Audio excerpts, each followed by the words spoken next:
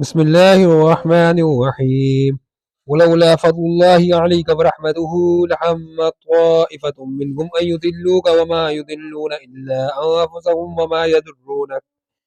وما يضرونك بها شيء وأنزل الله عليك الكتاب والحكمة وعلمك ما لم تكن تعلم وكان فضل الله عليك عظيما۔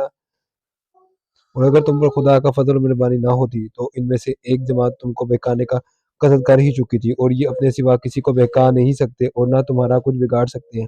اور خدا نے تم پر کتاب اور دانائی نازل فرمائی ہے اور تمہیں وہ باتیں سکھائی ہیں جو تم جانتے نہیں تھے، اور تم پر خدا کا بڑا فضل ہے۔ لا خیر فی کثیر من نجواہم الا من امر بصدقۃ او معروف او اصلاح بین الناس ومن یفعل ذلک ابتغاء مرضات اللہ فسوف نؤتیہ اجرا عظیما۔ ان لوگوں کی بہت ہی مشورتیں اچھی نہیں، ہاں اس شخص کی مشورت اچھی ہو سکتی ہے جو خیرات یا نیک بات یا لوگوں میں صلح کرنے کو کہے، اور جو ایسے کام خدا کی خوشنودی حاصل کرنے کے لیے کرے گا تو ہم اس کو بڑا ثواب دیں گے۔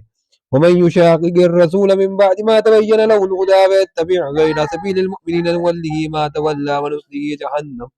وساءت مصيرا۔